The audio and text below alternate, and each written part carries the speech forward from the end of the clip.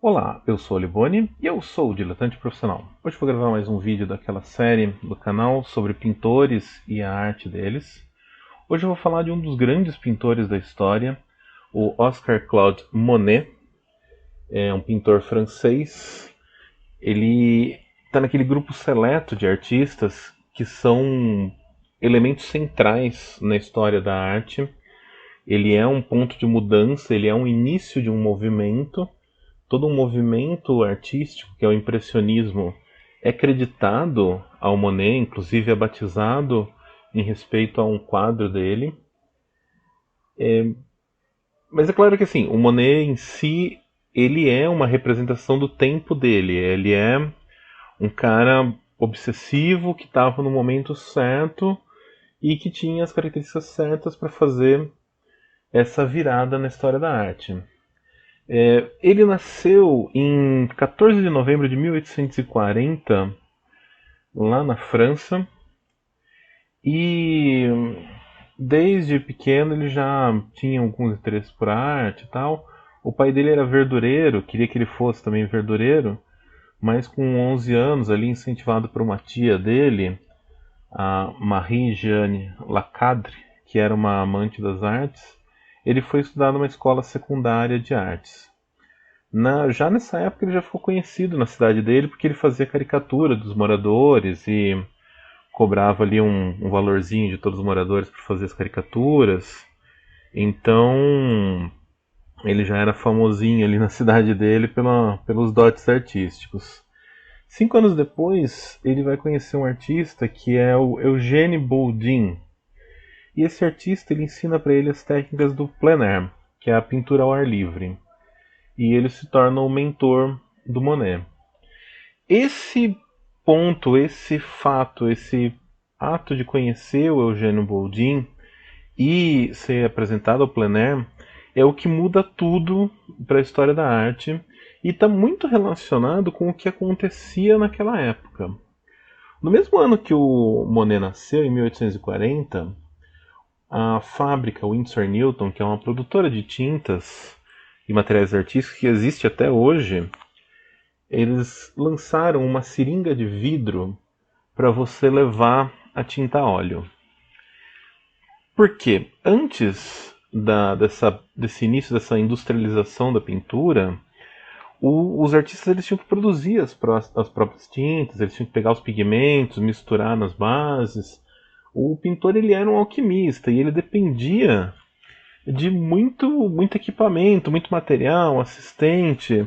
Não era uma coisa simples você produzir tintas com cores específicas para você trabalhar. E mais difícil ainda era você levar isso para os lugares. O cara tinha que colocar as tintas nos containers que eram feitos de entranhas de animais, né? Normalmente bexiga de algum animal. E era muito complicado trabalhar dessa forma. Quando o Winsor Newton começa a industrializar o material artístico lá na Inglaterra, lança seringa de vidro e logo 2 anos depois, em 1842, ele patenteia o primeiro tubo para tinta, que é esse formatinho que a gente conhece hoje, esse tubo igual de pasta de dente, um tubo metálico que consegue conter a tinta, você levar e ela não resseca lá dentro. Isso causa uma revolução que vai desaguar ali no Monet e desaguar no impressionismo. Porque o Monet, quando ele conhece essas técnicas do plein air, essas técnicas elas só são permitidas, elas só existem por causa dessa revolução da industrialização da tinta. Porque o cara podia pegar ali a paleta dele, uma porção de tubos ali, nem precisava de tantas cores assim, né? Tem artistas que trabalham com paletas bem reduzidas, uma tela, um banquinho, ia para qualquer lugar, sentava e pintava. Daí ele conseguia reproduzir a luz que ele estava vendo, e como quando a gente senta ao ar livre para pintar, a luz muda muito rápido, ele tinha que pintar muito rápido e tinha que encontrar soluções muito rápidas para conseguir captar aquela luz, aquela essência. E essas soluções rápidas, todo esse conceito, é o que catalisa junto com vários outros fatores, junto com vários outros conhecimentos, junto com vários outros entendimentos da época, é o que catalisa o impressionismo. Mas voltando ali para a história do Monet em si, quando ele conhece lá o Eugène Bourdin, começa a pintar plein air, a família dele estava insistindo ele para ele continuar estudando, né, para ele ir para a escola de belas artes, mas ele não quis, ele preferiu ir visitar os lugares que estavam as pessoas mais inovadoras da época. Ele começou a trabalhar na Academia Suíça e se tornou amigo do Pissarro quando ainda era estudante. O Pissarro vai ser um amigo importante ao longo da vida dele. E ele preferiu, assim, em vez de ficar estudando os mestres, como era o tradicional da época, da Escola de Belas Artes, você ir ficar estudando os torsos de Michelangelo, ficar estudando as técnicas que se acumularam no renascentismo, ele preferiu ficar sentado ali na casa dele e pintando o que ele via da janela dele. Ele preferiu seguir para esse caminho da paisagem, um caminho próprio. Com 21 anos, ele vai para a guerra na Argélia. E a França estava lá em guerra na Argélia. Ele faz parte de um dos batalhões. Ele deveria ficar 7 anos, né, nessa missão, mas depois de 2 anos ele pegou a febre tifoide, que era uma doença bem comum na época, e a tia dele, aquela mesma tia que insistiu, né, para ele ser artista, conseguiu ali, junto com o governo, uma permissão para ele voltar e prosseguir com os estudos de arte dele. Daí, quando ele volta, ele vai se aprofundar ali na pintura ao ar livre, ele vai estudar junto com o Renoir, com o Frederic Basile, o Alfred Sisley. E nesse processo aí, trabalhando junto com esses vários pintores da época, ele vai criar essa técnica dele de pintura rápida, de pintura que capta a impressão, que capta a sensação do que ele está vendo. No verão de 1869, o Monet e o Renoir, eles se instalaram ali num lugar, numa praia, numa cidadezinha pequena ali na margem esquerda do rio Sena, e fizeram uma série de telas que são consideradas os primeiros exemplos desse estilo que depois vai ser chamado de impressionista.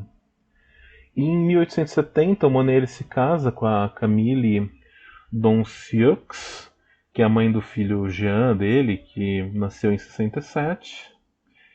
E para fugir da guerra franco-prussiana, que começou ali na França, ele e vários outros artistas pegaram ali a família e foram se refugiar em Londres. E lá ele reencontra lá o amigo dele, o Pissarro, e eles conhecem um marchand, o Paul Durand Rouet, que mais tarde vira o agente dele. Só em 1870, depois de viajar bastante, né, ir para outros lugares, inclusive para a Holanda, lá em 1872 o Monet ele retorna para a França, ele se instala ali num pequeno povoado ali do subúrbio francês, e que era um lugar ali cercado ali daquela vida campestre, aquela vida do interior, aquela vida com o rio, os barquinhos, as paisagens, e que são a inspiração assim para a obra dele. Ele tinha uma obsessão por retratar essa paisagem rural. Na real, assim, o Monet ele era um cara obsessivo por pintar como um todo. Tá? A quantia de quadros produzidas pelo Monet são absurdas. Se você entrar lá na WikiArt, você vai ver que assim ele tem 1.365 telas cadastradas lá. Então é pintura pra caramba, assim, ele pintou muito. Pra você ter uma ideia do quanto ele era obsessivo, quando a esposa dele, a Camille, tá doente e morre, ele fez um quadro dela deitada ali no leito de morte. Esse era o nível de obsessão que ele tinha pela pintura. Mas, enfim, voltando para a história dele, em 1874, depois dos amigos dele terem sido rejeitados por um salão oficial lá que expunha os pintores da época, eles se juntaram ali com aquele grupo que tinha aquelas mesmas técnicas, aqueles mesmos temas, e montaram a primeira exposição, que seria a primeira exposição impressionista, no estúdio de um fotógrafo parisiense da época, o Félix Nadar. E nessa exposição, o Monet apresenta a tela dele em impressão, Nascer do Sol, e teve lá um crítico da época que criticou a tela, tal, falar que retratava impressões de uma cena e não a realidade, que era justamente o que ele pretendia. E esse título da obra deu início à escola impressionista de arte, deu início a toda essa geração impressionista de arte. Quando você olha esse quadro, impressão, ele vai aparecer, quem está assistindo no YouTube, ele vai aparecer aí entre os quadros que eu coloquei no carrossel de imagens. Mas quando você olha esse quadro, você vê que ele tem uma potência, ele tem algo ali nele que de fato é muito, muito impressionante, assim, sem nenhum trocadilho. É um quadro assim que tem uma força meio indescritível. Ele tem aquele sol distante, ele é muito, muito, muito, muito difuso. E mesmo assim você consegue ver as imagens. Ele é um quadro extremamente gestual, com uma cor, uma intensidade não muito chamativa, exceto ali pelo aquele solzinho que está ali no meio da neblina. Então ele é um quadro bem impressionante, bem interessante mesmo. E, e é esse o ponto de virada da história que muda a história da arte para sempre. Que você sai ali do realismo e começa a entrar nessa linha de pintores que deixam as pinceladas marcadas, que param de se preocupar com o quadro ter aquela aparência, vamos dizer assim, fotográfica, e se preocupa mais com a expressividade, com a energia, com a força da pincelada, com captar a imagem que ele estava ali na frente dele. E isso muda tudo, isso muda a forma de pensar a arte, a pintura como um todo. E depois disso, o Monet ele vai se empenhar ali para vender os quadros, junto com o amigo dele lá, que era Merchant. Ele vai se esforçar e vai começar a produzir obras que são comerciais, né? Essas pinturas de paisagem dele, flores que são comerciais, e vai ganhando dinheiro. Lá para 1890 ele já tinha dinheiro suficiente para comprar uma casa gigantesca na França, com um jardim imenso, que foi uma das grandes fontes de inspiração dele.